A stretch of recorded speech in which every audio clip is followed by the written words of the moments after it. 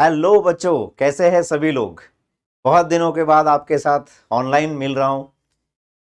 पढ़ाई बहुत अच्छे से आपकी शुरू है बिकॉज बहुत सारे बच्चे आफ्टर एग्जाम 5:30 को यहां पर हमको मिलते हैं, डाउट सॉल्व करते हैं। सारे स्टैंडर्ड्स के सारे बैचेस के सारे बच्चे, मैक्सिमम बच्चे यहां पर डाउट सॉल्व करके जाते हैं। सो लास्ट 8 डेज में आपको क्या करना है, आपने क्या करना चाहिए और क्या करना होगा, ठीक है। तो ये सारी चीजें इस वीडियो के थ्रू मैं आपको बताना चाहता हूं। बच्चों, आखिरी 8 दिन है। जितनी पिछले 2 सालों में जो 12th के स्टूडेंट्स हैं उन्होंने प्रिपरेशन की है, जो रिपीटर्स के बच्चे हैं जिन्होंने लास्ट 10 to 11 मंथ्स में जितना प्रिपरेशन किया है, वो पूरा प्रिपरेशन अभी काम में आने वाला है। सो बच्चों, मोटिवेटेड रहो, बिल्कुल नेगेटिव थॉट्स मत रखो, और जितना प्रिपरेशन आप लोगों ने किया है उतना पूरा के पूरा प्रिपरेशन आपको 100% आपके मंजिल तक पहुंचाने वाला है। क्योंकि इस पूरे जर्नी में आप लोगों ने जितने भी सैक्रिफाइसेस किए हैं, चाहे वो किसी भी लेवल का सैक्रिफाइस हो, वो सारा सैक्रिफाइस आपका अभी सक्सेस में कन्वर्ट होने वाला है। तो बच्चों, लास्ट 8 डेज में क्या क्या करना चाहिए उसके बारे में 2 से 3 सेक्शंस में मैं बात करूंगा। एक है आपके सब्जेक्ट्स के बारे में। सब्जेक्ट्स के बारे में मैं अगर आपको बताऊं तो आप लास्ट 1 मंथ से, कंप्लीट 1 मंथ से आप एग्जाम्स दे रहे हो, एक से ज्यादा मंथ से एग्जाम दे रहे हो। इन एग्जाम्स में आपकी जो भी गलतियां हुई हैं, जो मार्क्स आपको आए हैं, उन मार्क्स को थोड़ा सा नजरअंदाज किया तो भी चलेगा। क्यों? क्योंकि उन मार्क्स से भी ज्यादा इंपॉर्टेंट है मार्क्स उन क्वेश्चंस में आए हैं जो कॉन्सेप्ट आपके बहुत अच्छे हैं। मार्क्स जिन कॉन्सेप्ट में नहीं आए, जो कॉन्सेप्ट आपके गलत हो गए, जो क्वेश्चंस गलत हो गए, उन क्वेश्चंस को देखना बहुत ज्यादा जरूरी है बच्चों। तो जितने भी पेपर्स अभी तक हुए हैं, उन पेपर्स के एनालिसिस होना बहुत ज्यादा जरूरी है। वो एनालिसिस अगर पेपर्स के हो गए तो उन एनालिसिस में से जितने भी रॉन्ग क्वेश्चंस हुए हैं, वो सारे के सारे रॉन्ग क्वेश्चंस आपको देख लेने। जो क्वेश्चंस सेक्शन बी में आपने छोड़ चुके हैं, जो क्वेश्चंस आपने नहीं किए, वो क्वेश्चंस आप लोगों को वापस एक बार देख लेने, उनका सोल्यूशन क्या है। क्योंकि वो क्वेश्चंस आपने ऐसे ही नहीं छोड़े, कुछ क्वेश्चंस आपको आते नहीं थे इसलिए छोड़ दिए, कुछ क्वेश्चंस आपको कंफ्यूज कर रहे थे इसलिए छोड़ दिए। इसलिए सेक्शन बी के जो भी क्वेश्चंस है वो देखना जरूरी है। तीसरी चीज इसमें जो है इंपॉर्टेंट ये है कि आपका जो सीक्वेंस है पेपर सॉल्व करने का, फिजिक्स, केमिस्ट्री और बायोलॉजी का, तो वो जो सीक्वेंस आपने इतने एग्जाम्स में कैरी किया है, वही सीक्वेंस आपका फाइनल एग्जाम तक कैरी करना है आप लोगों को, और फाइनल एग्जाम में भी वही सीक्वेंस आप लोगों को रखना है। एन वक्त पे सीक्वेंस में कोई भी चेंजेस आपको नहीं करने हैं, जो आपके कॉन्फिडेंस को पूरे एग्जाम में बरकरार रखेगा।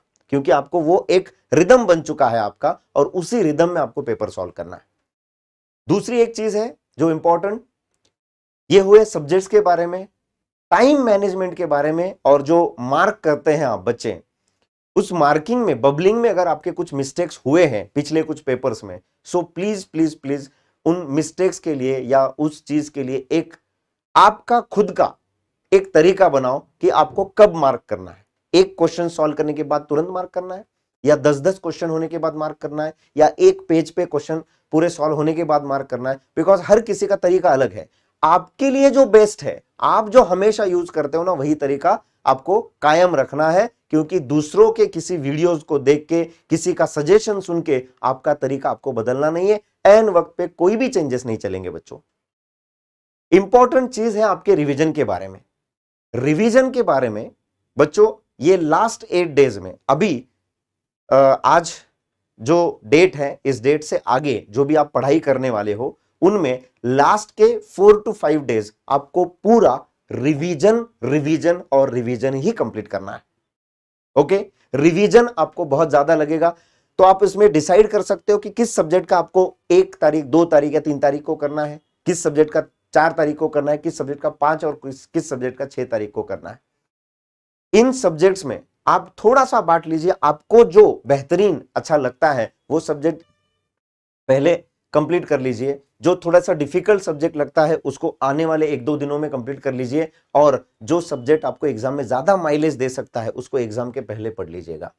क्योंकि वो सब्जेक्ट आपका जितना अच्छा रहेगा, आपकी गाड़ी है ना, एग्जाम में सबसे पहले वहां पे पिकअप पकड़ने वाली है। तो वो सब्जेक्ट जितना बेहतरीन, जितना एग्जाम के पहले पढ़ोगे ना, उतना पिकअप अच्छा रहेगा, उतना स्टार्ट आपका बहुत अच्छा रहेगा एग्जाम में। ठीक है, तो एग्जाम का कॉन्फिडेंस देखो, कम कॉन्फिडेंस से ज्यादा कॉन्फिडेंस तक ऐसा बढ़ते जाना चाहिए।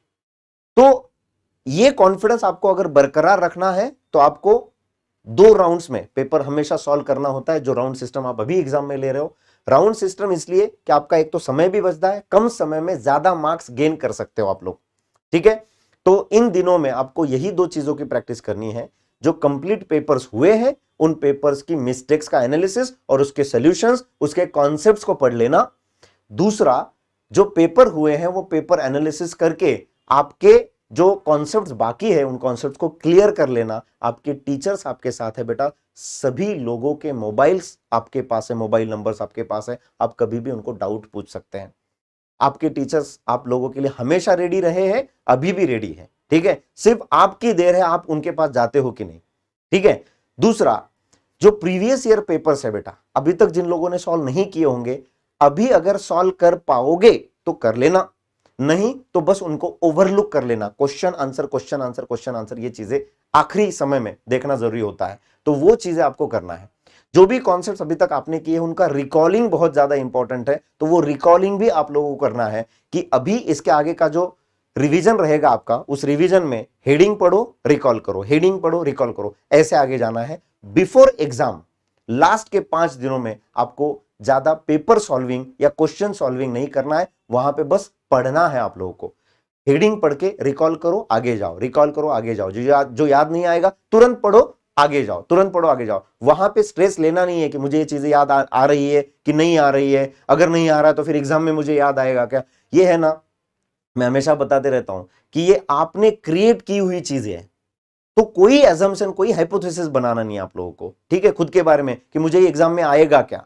बिल्कुल नहीं बच्चों, no negative thought, no negative action, no negative word आपके इस पूरे प्रिपरेशन में आपके पास बिल्कुल नहीं होना चाहिए। नेगेटिव चीजें बिल्कुल बाजू में रख दो। ये पूरा जर्नी आपका अभी कंप्लीशन की तरफ आया है, मंजिल सामने दिख रही है और आपको बस अभी और थोड़ी सी बड़ी छलांग लगानी है, जिसमें आप लोग एक ही झटके में क्वालिफाई करने वाले हो इस एग्जाम को, ठीक है। तो जितनी भी चीजें मैंने इसमें बताई है उन पे गौर कीजिए। Second and very very very important part कि आपकी हेल्थ, इन दिनों में रात में ज्यादा जगना नहीं है आप लोगों ने, ठीक है, जगना नहीं है, रात में पढ़ाई करके सुबह या दोपहर के टाइम में नींद लेना नहीं है। जो बायोलॉजिकल क्लॉक है आपका वो एग्जाम के अकॉर्डिंग डेवलप होना जरूरी है, तो उसी के अकॉर्डिंग आप बायोलॉजिकल क्लॉक सेट करो। क्वेश्चन सॉल्विंग कर रहे हो तो 2 से 5 5:30 में करो, इसी तरह से रिवीजन का स्केड्यूल भी बनाओ। दूसरा, थोड़ा सा बारिश वगैरह हुई है ना, थोड़ा सा जो अभी जो नेचर में जो कुछ बदलाव हो रहे हैं उसकी वजह से थोड़ी सी परेशानी हो सकती है, तो जल्द से जल्द मेडिकेशन लेके उसको ठीक कर दो, क्योंकि इस वजह से अगर आपका कुछ समय चला जाए तो थोड़ा सा आपको दिक्कत पैदा कर सकता है, ठीक आहे। तर या सगळ्या डिस्कशन मधून मला फक्त तुम्हाला एवढंच सांगायचं आहे की मंजिलें उन्हीं को मिलती है जिनके सपनों में जान होती है, सिर्फ पंखों से कुछ नहीं होता, हौसलों से उड़ान होती है। All the best my dear students, bye bye.